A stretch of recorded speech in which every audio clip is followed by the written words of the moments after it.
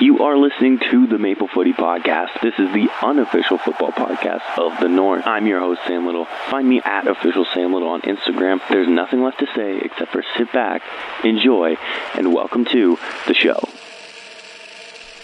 Hello, welcome. You are listening to the unofficial football podcast of the North, the Maple Footy Podcast. Yes, I'm Sam Little. You knew that. You've listened to these episodes by now, haven't you? But so we've just concluded the first match day for every single team in the Euros in these group stages. So let's talk about it. I have some feelings, I have some opinions, and I would like to share. So I do apologize as well if my voice sounds a little bit different. Hooting and hollering at the TV for the last few days whilst watching the Euros apparently takes its toll on you. So, just drinking hot water and lemon to try and get my instrument back to top performing. Sorry, I'm just kidding around. Just having some fun here on the Maple Footy Podcast. That's what we do, guys. That's what we do. Okay? Anyways, tournament kicked off on June 14th, and it was host nations Germany facing Scotland. Not really a ton to say about this match, as it was really just a full-on mauling of Scotland. Yeah, I do feel for the Scots, but I mean, they seem to have a good time at least. A lot of their fans, so that's good. I would say. Yeah, you gotta have fun with them, which is what the fans did. I'll start off with Scotland, as there isn't much to say. I thought it was terrible tactics by Steve Clark. He didn't really set them up to win, draw, or lose. He kind of just set them up in a sense to just, go out there. And I mean, to his credit, they were in fact out there. That's about all you can say. Yeah, just not the. I don't really know what he was going for. He kind of had them not press, but also kind of press, almost in a medium state of giving Germany enough time on the ball, but also kind of pressing them to make it look like they were going to press, if that makes any sense at all. If you watch the game, you probably know what I'm talking about. Yeah, just strange. You're never going to beat Germany as Scotland, all due respect. But I don't know, at least go out there and give it an effort. They didn't even really look like they put in an effort. And once again, I don't fault the players. I fault the manager. The thing I do fault the players for is the fact that they were kind of sloppy at many times. And once again, no disrespect, but you do expect it from some of their players. But they had a lot of their experienced players like Scott McTominay, Andrew Robertson, and Kieran Tierney look very sloppy on the ball and give away possession to Germany frequently. And as a team that is going to need to hold on to the ball against a team like Germany, that's never a good sign. And then it costs you. And a positive, I would say, despite the fact that he conceded 5, is Angus Gunn, because without him, it probably could have been even more embarrassing than it was. Not to say this was a classic goalkeeper performance by any stretch of the imagination, but without some pretty big saves from the keeper, it could have been a lot worse. I thought he could have done better on the first goal, but all the other goals, there really wasn't anything he could have done.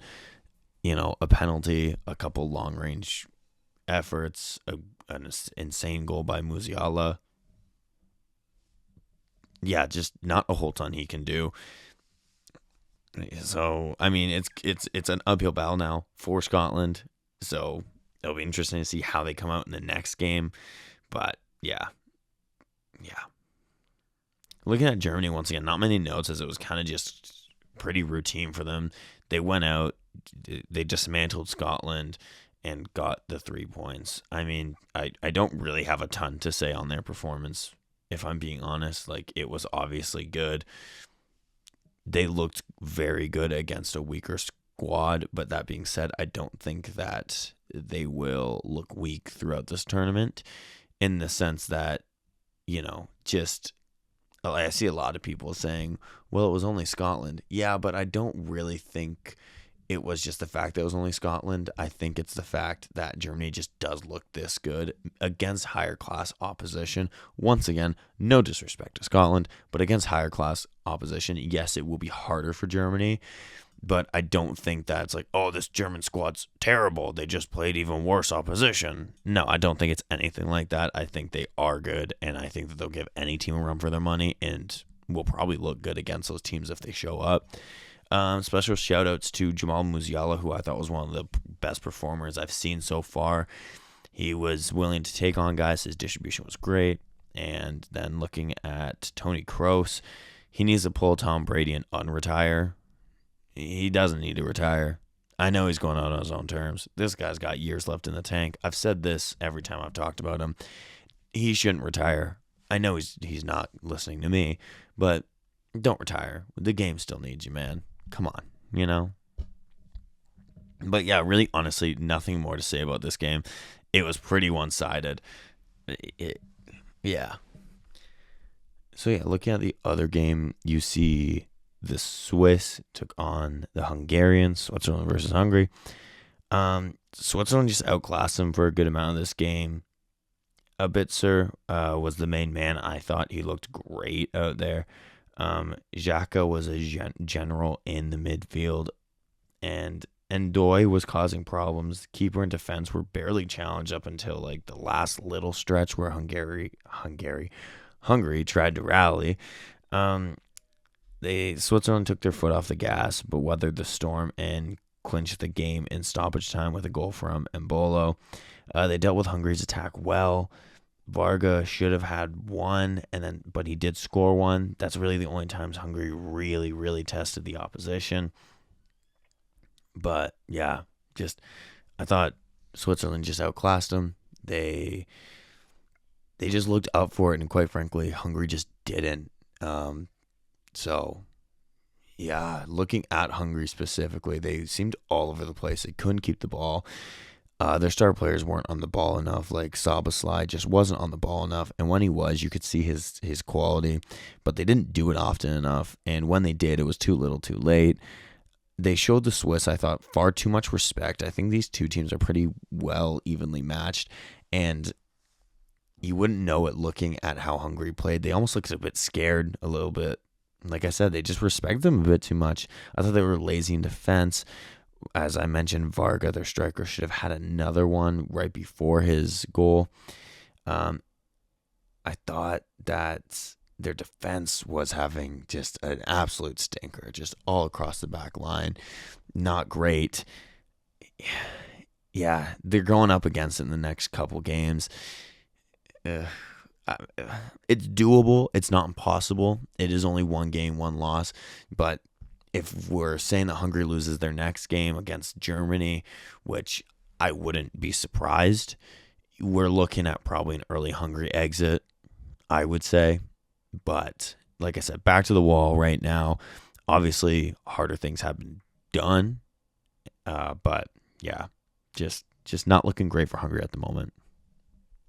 Jumping over to Group B, Spain thrashed Croatia 3-0.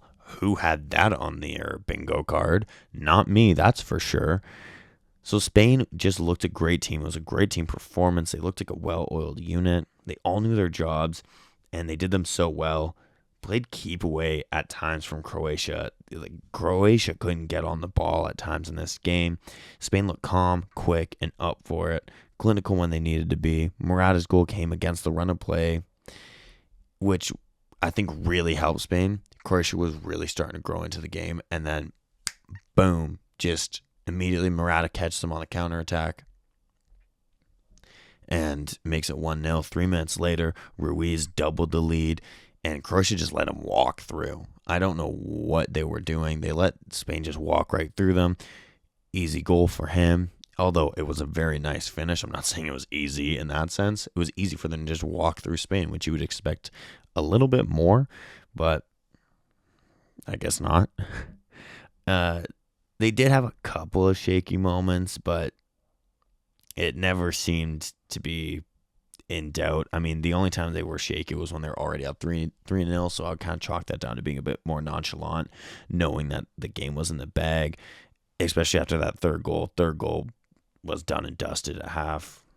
So great performance by the Spaniards. Definitely will be a team to watch, and I think really made people sit up and go, oh, maybe they're back. And Croatia just looked old, slow, and not up for it at times. Threatened Spain a couple of times, but very few and far between. Didn't have any meaningful chances. I thought the defense was shockingly bad. Guardiola couldn't get close to his men, while the center backs were more open than ever. Spain saw the weakness and capitalized. Modric and Brozovic were non-factors, and that is saying something because those two have been generals in their midfield for years now, and they offered absolutely nothing. I can't tell you one thing either one of them did this game. I thought Kovacic was probably their best midfielder and looked like he could make something happen, and then they pulled him off in the 60th minute. So maybe that was the coach kind of conceding the fact that they were probably going to lose and trying to save some of his bigger stars for the next game. Perisic was an outlet when he came on just after half. But once again, it was kind of that just too little too late. I don't think their tournament is over. They'll probably need a win and a draw in the next 2 games. And they'll have to play a lot better, sharpen up defensively, and the midfield and attack have to offer more because they really didn't have much to offer at all. I didn't find. I thought it was very disappointing from Croatia, and they are gonna have to really shape up coming into these next couple games, as Italy and Albania have proved that they won't be easy opposition, in my opinion. And then speaking of Italy and Albania, they played each other. Italy won 2-1. Well, it didn't look like it was going to be that way for the first 30 seconds now, did it? I predicted Federico Di Marco to be one to watch for Italy, and 30 seconds in, he definitely was, and not for the right reasons. I love this player. This is not indicative of him as a player, I don't think. It was just a total just blunder. Terrible throw-in leads to Italy going 1-0 down in 22 seconds, I believe the official time was. The quickest goal ever at the Euros. I mean, I guess he was a player to watch in that sense.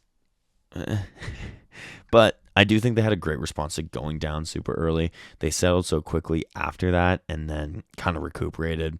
They didn't look too phased when they went down, and they kind of just went on with the game, scored 10 minutes later, and then 5 after that. They looked a lot better in the first than they did in the second, I thought. The first half, they were more adventurous. Chiesa looked lively and positive on the ball. And it was kind of glued to his foot at times. DeMarco was creating chances, and especially after his blunder, I think he had to have a good performance, and I would say he did. He was creating chances a lot for his teammates, adventuring forward, holding possession, keeping possession. Like I said, trying to create chances. So, yeah, I thought he looked really positive after that first, after a nightmare start. I thought he was also unlucky not to grab an assist. The defense, characteristically for Italy, looked good. Calafiori was a brick wall. Bastoni and Di Lorenzo didn't have a whole ton to do. But when they did, they did it well.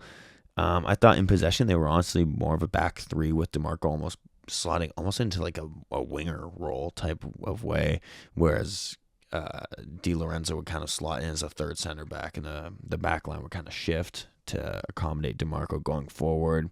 Jorginho would kind of push back a little bit. So I thought they had a good shape to them. And obviously that's on purpose. That's just tactics. I thought Barella was a general in the midfield. He ran the show. He would have been my man of the match. No, Chiesa got the official one, but I thought Barella was great, and it was just a proper midfield performance. And then in the second half, Italy was more so protecting the lead and not wanting to do something stupid, which, I mean, it was only a 1-goal lead, so I personally probably would have went for another one. They didn't really seem too keen on adventuring forward to get another one, as Albania kind of fired a few warning shots to say, hey, like, we're still here and we are capable of getting another. So they never really looked too adventurous in that sense.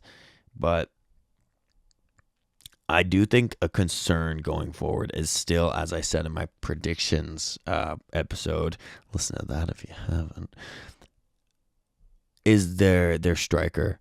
I mean, he didn't offer anything. He wasn't linking up play. He wasn't getting in the box. He wasn't causing problems for the defense. He obviously didn't score. So I think that'll be a big concern going forward. Chiesa looked great, I thought. For Tacey, looked up and down. In all fairness, he was unlucky to not grab a goal. And then Pellegrini also kind of looked up and down. He started off really strong, but then in the second, you didn't even know it was on. And yeah, the striker Scamacca just didn't offer anything for the team, in my opinion. So I think that'll be something to kind of look at going forward, as if they want to make a deep run in this tournament. I think they're going to need a striker that can at least either score or link up play, where Scamacca kind of just decided to do neither. And then looking at Albania, obviously that blistering start for them, the first goal, and especially once Italy kind of found that equalizer, Albania kind of settled. They had a chance in the last 10 minutes and went wide, but other than that, they never really looked like they were going to threaten Italy outside of, obviously, that first goal. They kind of settled more so into their shape. It almost looked like they were pretty content to try and see out a 1-0 after going 1-0 up in 30 seconds, but then it all kind of came crumbling down. They were showing Italy that they had the potential to attack, but they never really fully committed to it, I thought. So I thought their defense was pretty woeful. Bastoni wins the header unchallenged. The defender's on the wrong side of him. That's just basics. That's just the basics of the game. You be on the right side of the defender. You don't just let him run in and jump over the rest of your defense. I don't know. It didn't make sense to me. I don't know. That's just the basics. That's laziness. And the second goal comes from a bad clearance, and then the defender ducking Barella's shot. That's unacceptable, in my opinion. That is stuff that here in Canada, if you're listening from outside of Canada, we have a thing called Timbits, where little kids play soccer. If a defender in that type of level would do that, they're 4, and they would be told, "What are you doing?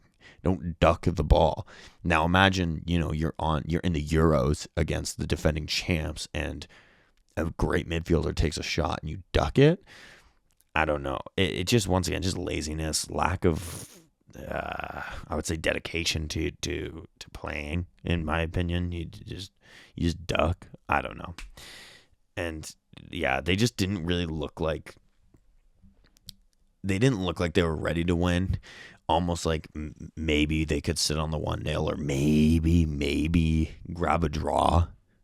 But it wasn't going to happen. They weren't really attacking all that much. Like I said, a few warning shots, but nothing super major in my opinion. I do still think, though, that Albania can cause problems for the other big boys in the group, Spain and Croatia. I'm not sure they'll go through. It's going to be very difficult, but I do think that it's not just going to be Albania just going to roll over and let these teams do what they want and just destroy them 5, 6, 7-0 type of thing, So, yeah. Interesting times in Group B, I think, coming up. Spain will be playing Italy, so a win for either one there will probably guarantee them a spot in the round of 16. A loss will make it interesting on the final day. So going on to our next group is Poland and Netherlands. You can't help but feel for Poland. I feel like they deserved a draw here. I thought they were such a good unit and so sound defensively. The first goal is just a tough deflection, and then the second is just the one time they turned off, They just turned off. And it kind of sucks. They're making it really hard for the Dutch to really do much of anything attacking. Cody Gakpo looked very good for I'd say the first hour of the game. He was really pushing at this defense, but he had no help at all. I thought that Poland really kind of isolated Gakpo to really just a one-man army. They kind of had everybody else covered, making them mainly non-factors. But Cody Gakpo gets the deflected goal. Can't win the lottery if you don't buy a ticket. He buys a ticket, he scores, and from there, Poland is defending for their lives. I thought they looked really good. And anytime they pushed forward, I thought the Dutch defense looked really, really shaky. And I hate to be that guy, but I do think that if Lewandowski was in, I think it's a different game. I think he finishes some of the chances that the Polish were creating. But obviously Lewandowski wasn't there, so we'll never know. But yeah, just anytime they kind of pressured, they looked shaky. Even on the corner where Poland scored, the Dutch didn't look great. I mean, Van Dijk doesn't challenge. Dumfries doesn't challenge, and there's one other guy in there. I can't quite remember who it was, but he didn't challenge either, and it's a free header, and Poland scores. So I think that's that. Like I said, if they had like their main man, I think it's a different game.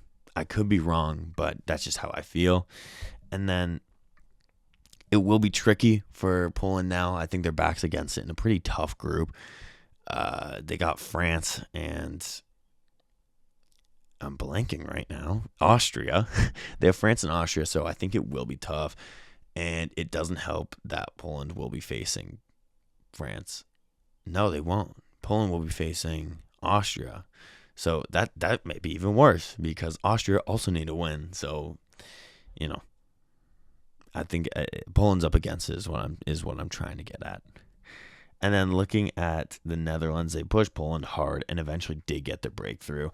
I do think their attack was pretty poor. Depay and Simons offered really not a whole ton, and when they did have their chances, they didn't put them away. And while he isn't an attacker, he did find himself in Poland's box a lot.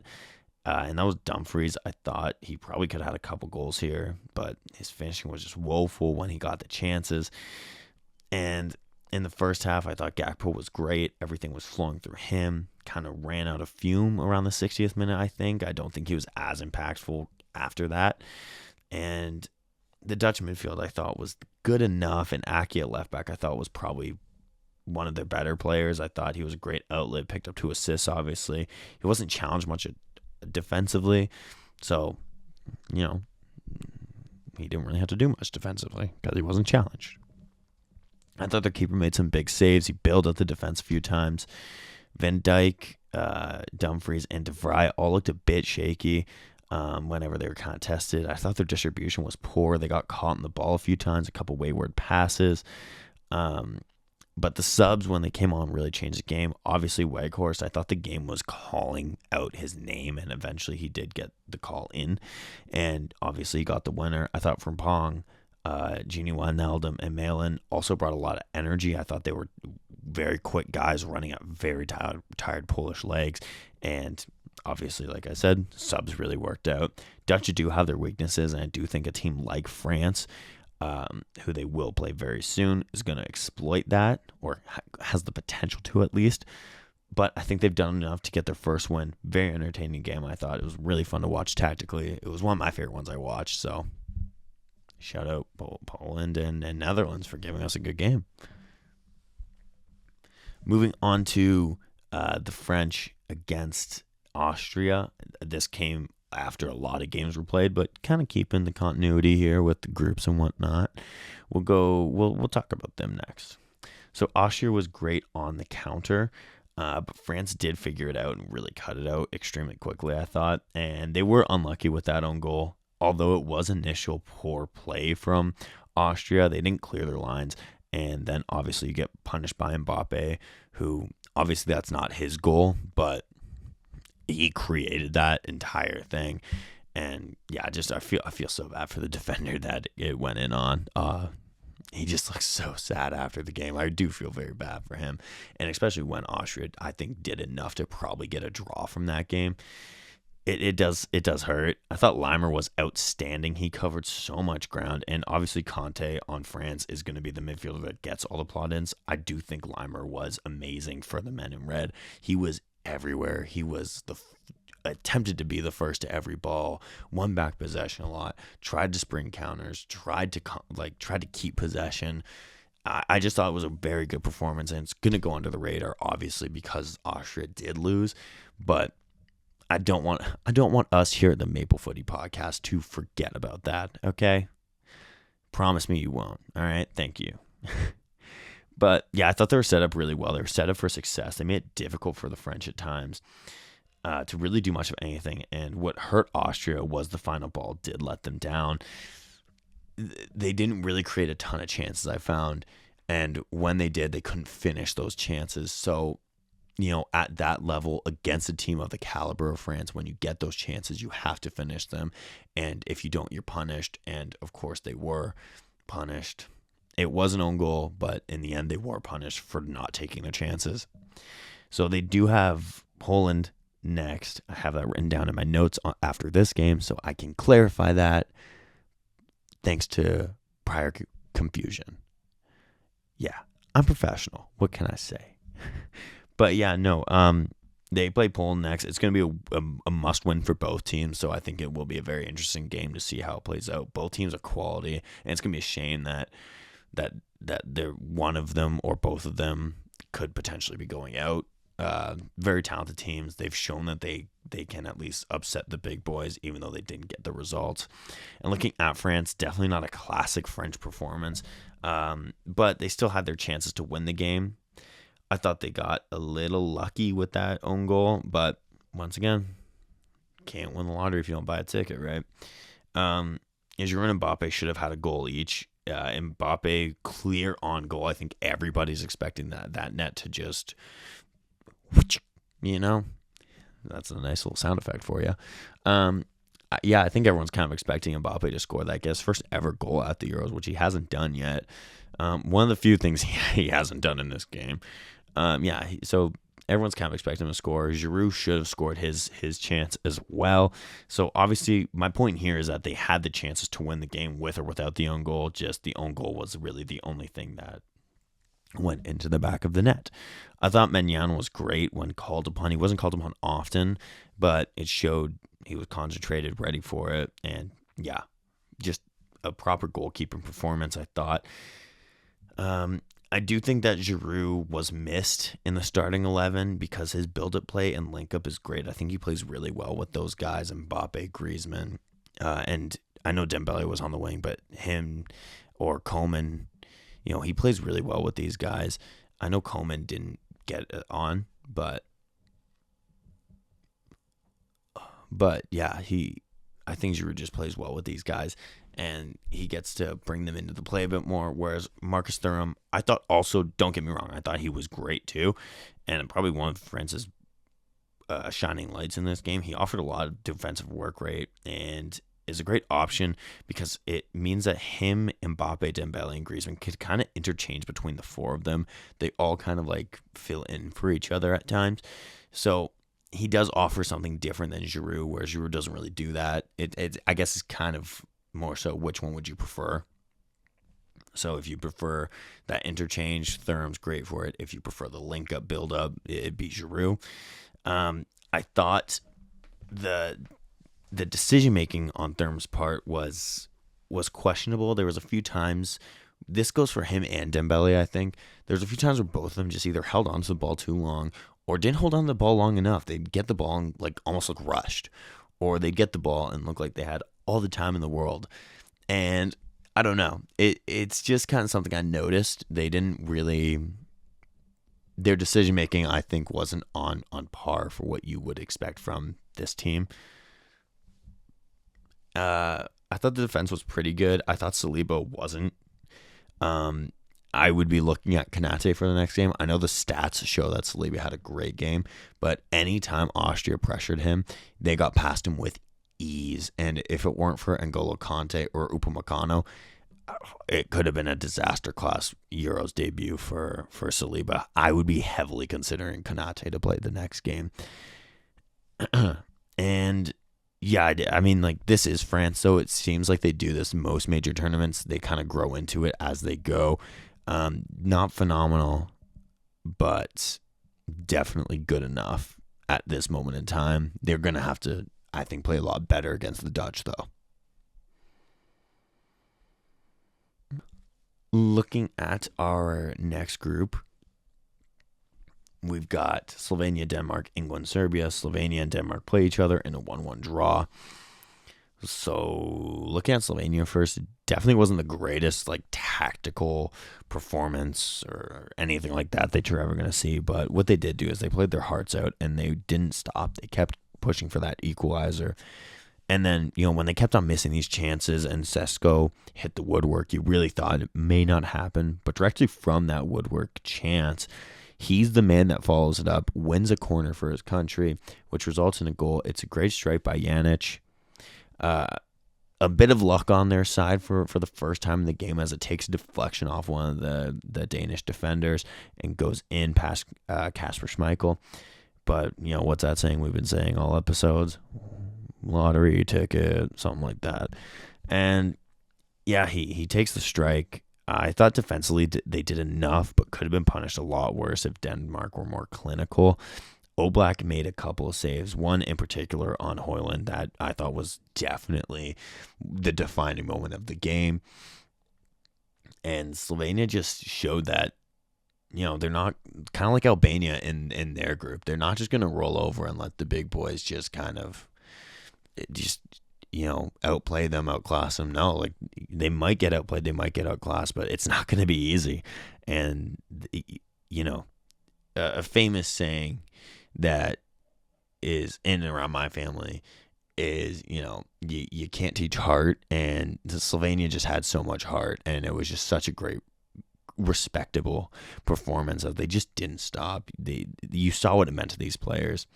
And also, I want to say Bayo, the Slovenian number 6 at the back. What a performance! I haven't seen anyone talking about his performance. I thought he was unreal. He was amazing defensively. Won so much, and without him, I think it could have been a lot worse. And we wouldn't be talking about a 1-1 right now. That's for sure. So look at Denmark. I thought they started the game on fire. They looked really positive. Eriksson was pulling the strings, got a greatly worked goal from a really quickly taken throw in.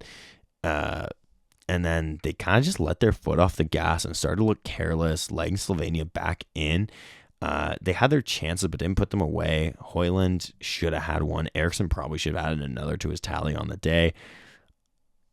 Yeah, I think that it was kind of a case of they thought that they had won it before they actually did.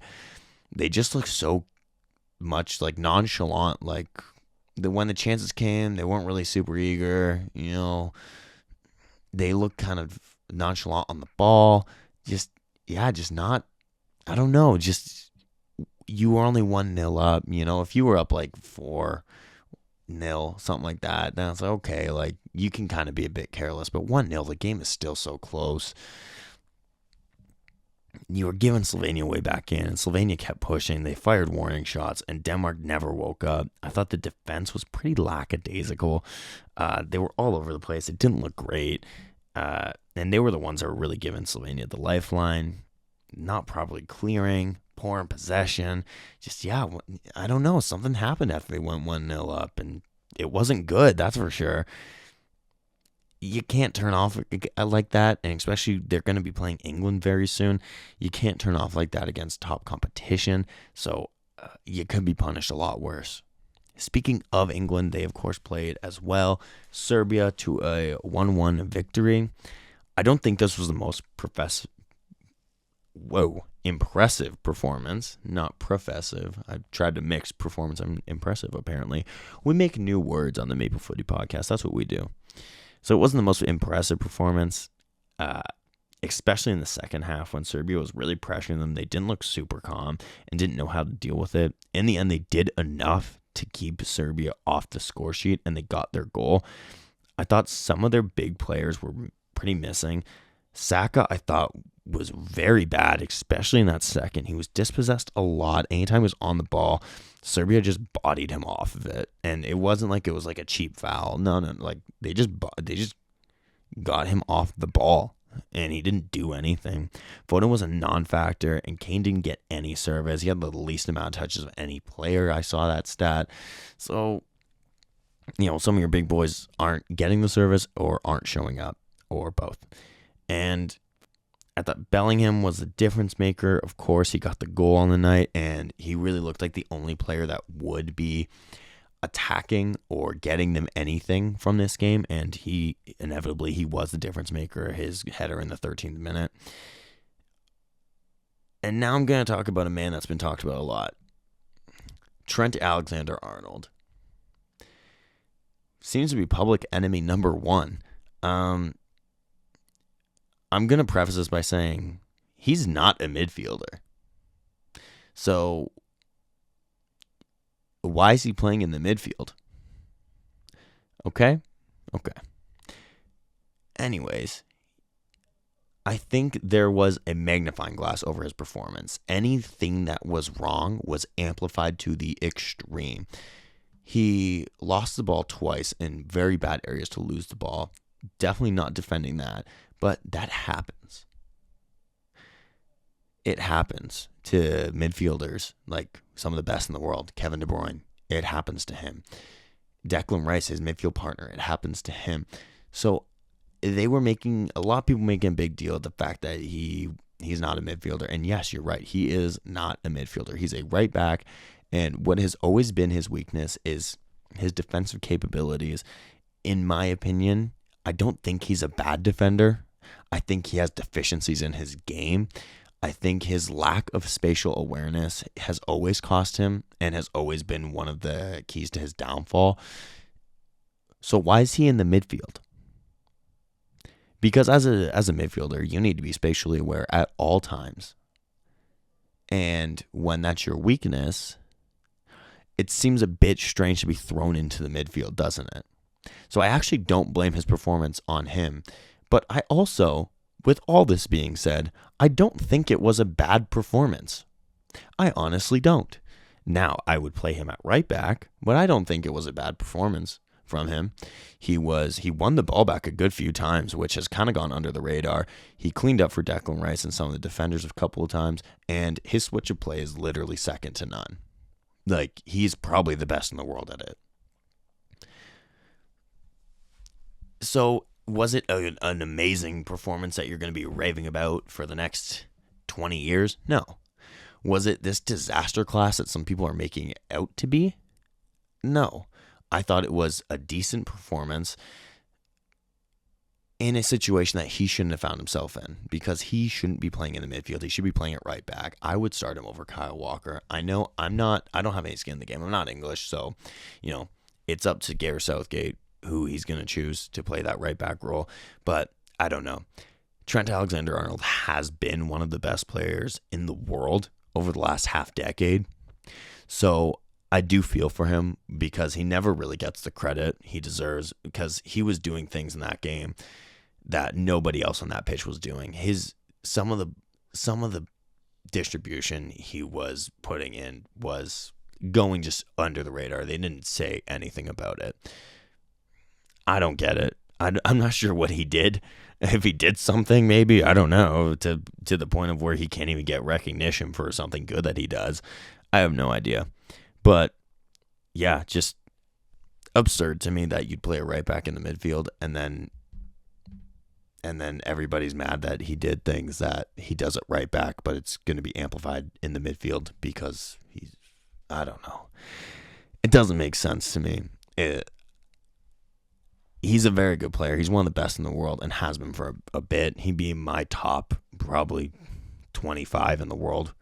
So he is that good. Just don't play him in the midfield. Play him at right back. I think it's pretty simple, but whatever. I don't get paid to make these calls.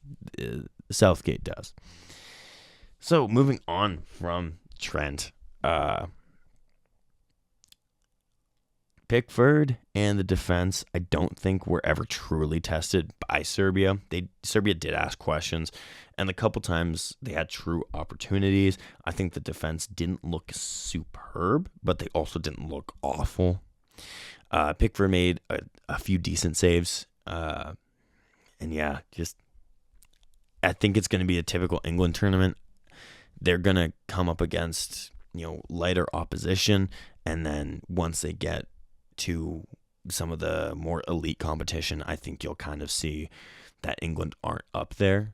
Once again, I could be proven wrong, and they could win the whole thing.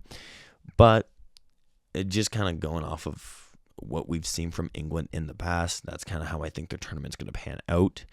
And then looking at Serbia, they just didn't have the end product, which is disappointing when you look at their attacking players. Vlahovic wasn't involved. He had a good opportunity from nothing, which Pickford kept out, and that's about all he got.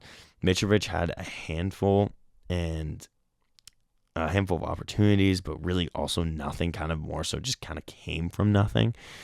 And he kind of got pulled off when Serbia was kind of mounting an attack, which was a head scratcher when you take off your country's all-time leading goal scorer, when you're kind of mounting something. But once again, I don't get paid to make these decisions. Yeah, the Serbians have now got themselves against it, I think. I do see them still going through this group. I think they do have the individual talent to get them through.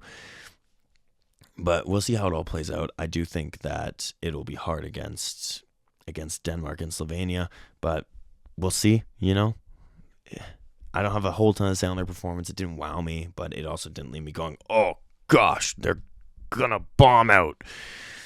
So I think it's kind of just one of those ones where it's like, yeah, they'll probably go through. Yeah, that's kind of how I feel about Serbia. Switching gears to Ukraine and Romania. Who saw that coming? Not me. At all. Romania wins 3-0. Ukraine, I think, started out pretty strong in the first half. And then when they went 1-0 down, they looked like they could potentially get something from the game. But they were kind of the master of their own downfall in a sense, because you expected a lot more from their keeper, Lunin. He is a quality keeper, but when he passes the ball straight to the Romanian player, and what a finish it was. Nothing he could have done about the finish, but it was before that, when he passed it to him, that Linden probably should have just cleared it instead of passing it to a Romanian player. The second goal, I think he also perhaps could have done a bit better on. In all fairness, the Ukrainian defense didn't help him at all. They couldn't clear their lines. And then the third goal, Ukraine just lets Romania walk right through them, and then it's 3-0 just like that. You expect a little bit more from Ukraine, as they have some great individual quality. It shined for a little bit, but not long enough.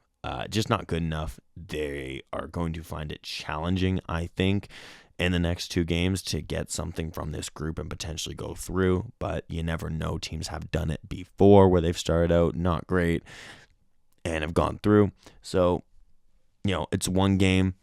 But, yeah, they're going to have to really improve in the next one, I think. Romania had made the most of their chances for sure. They were content letting Ukraine have the ball for a little bit and waited for their three chances. And when those chances came, they took them. 3 great goals. Ukraine just didn't have answers, and Romania kind of just shut them down.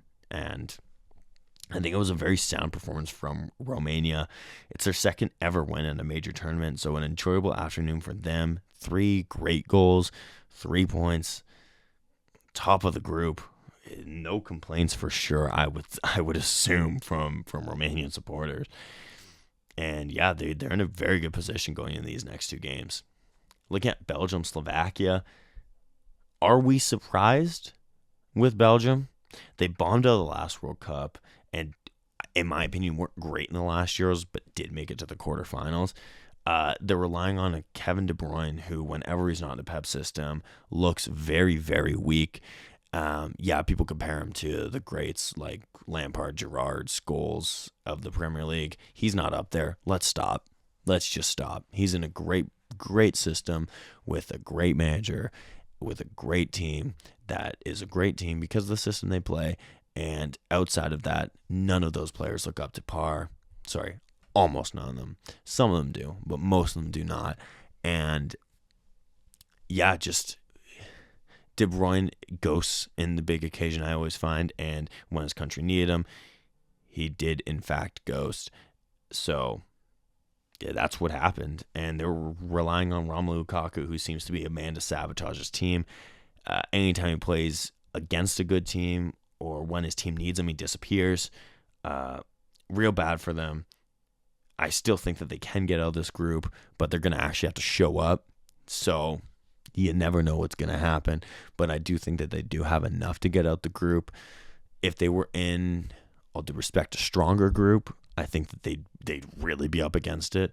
But seeing that they have Romania and Ukraine next, you would expect this Belgium team to get something. But Romania did look good, so you never know. And Ukraine could be playing they could really be playing for a spot in the round of 16.